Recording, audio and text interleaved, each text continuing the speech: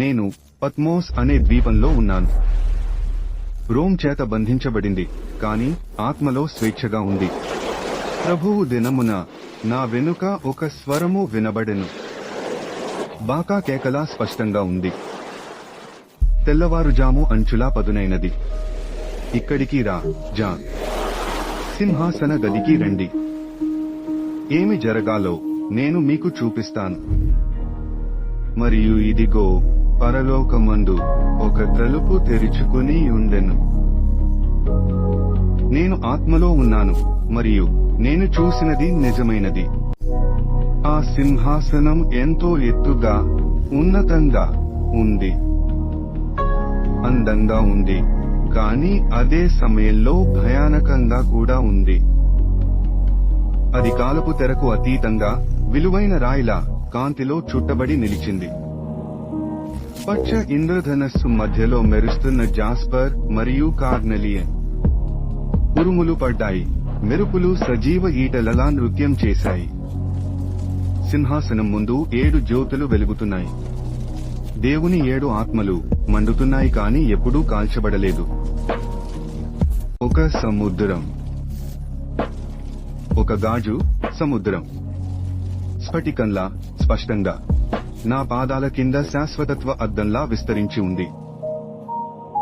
అక్కడ కూర్చున్నవాడు నేను ఎక్కువసేపు చూడలేకపోయాను. ఆయన ఉనికి నక్షత్రాలకు మించిన శక్తి. దాని చుట్టూ కాలాన్ని వంచిన మహిమ. అతని చుట్టూ 24 సింహాసనాలు ఉన్నాయి. వాటి మీద పెద్దలు కూర్చున్నారు. తెల్లని వస్త్రాలు ధరించి, బంగారు కిరీటం ధరించి. వారి ముఖాలు రాజుల మరియు సాధువుల ముఖాలు.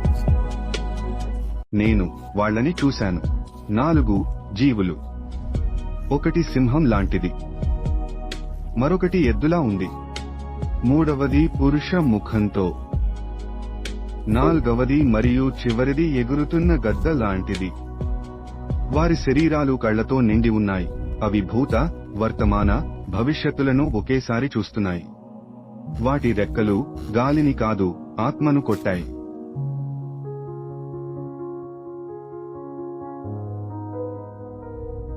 పవిత్రం, పవిత్రం, పవిత్రం. సర్వశక్తిమంతుడైన ప్రభువైన దేవుడు, పరిశుద్ధుడు. ఆయన ఉన్నాడు, ఉన్నాడు మరియు వస్తున్నాడు.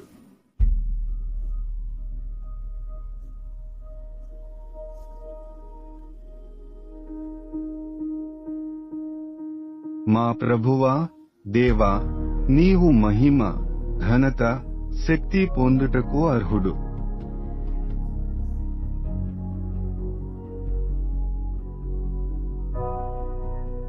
ఎందుకంటే నువ్వే అన్నిటినీ సృష్టించావు.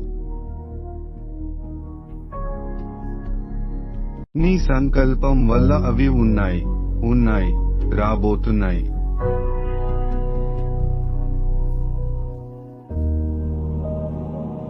అవి ఎప్పుడూ ఆగలేదు, పగలు లేదా రాత్రి కాదు.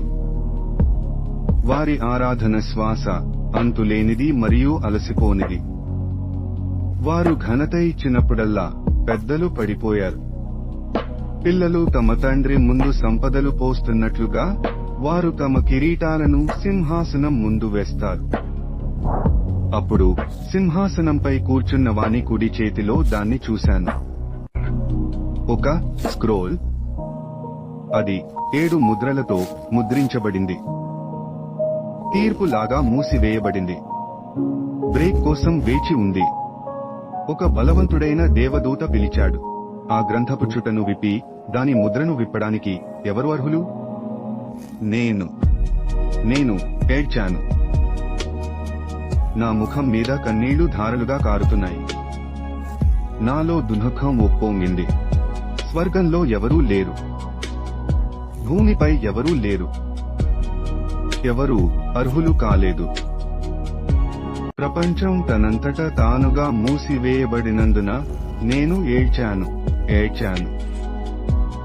కాని అప్పుడు ఒక పెద్ద నా భుజం తాకాడు. అతను పైకి సైగ చేస్తూ నా దృష్టిని మరొకదాని వైపు ఆకర్షించాడు. ఏడవకండి.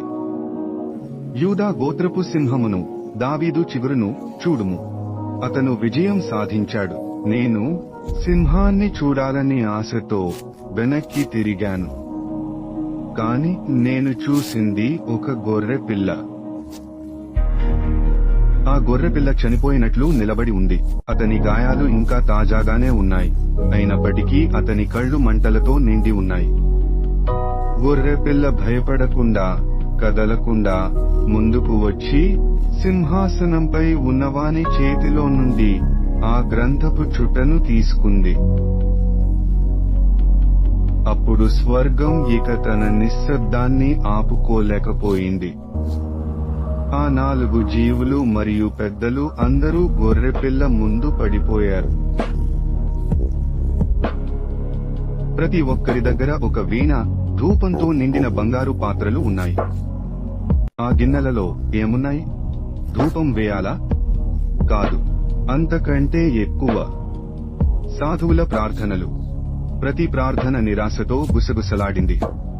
దయ కోసం ప్రతి విన్నపం, దేవుని శక్తి కదలాలని ప్రతి అభ్యర్థన, ఎప్పుడు ప్రార్థించిన ప్రతి ప్రార్థన ఆ గిన్నెలలోనే ఉంది.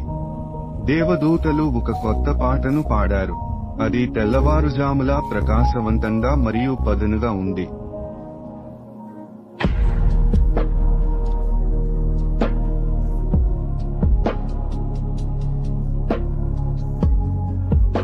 దాని రహస్యాన్ని ఛేదించండి, ఎందుకంటే మీరు చంపబడ్డారు. మీ రక్తం విమోచన క్రయధనం చేసింది. ప్రతి తెగ మరియు నాలుక, ప్రతి ప్రజలు, దేశం, మీరు వాటిని తయారు చేశారు. ఒక రాజ్యం. మన దేవునికి ఎవరో పూజారి. వారు రాజ్యం చేస్తారు భూమి మీద. పేరు సముచితం. చంపబడిన వానికి శక్తి, సంపద, జ్ఞానం, శక్తి, గౌరవం, కీర్తి, ఆశీర్వాదాలు వెల్లడి అవుతాయి. సింహాసనముపై కూర్చుండు వానికిని, గొడ్డిదె పిల్లకును స్తోత్రము, ఘనత, మహిమ, శక్తి సదాకాలము కలుగునుగాక.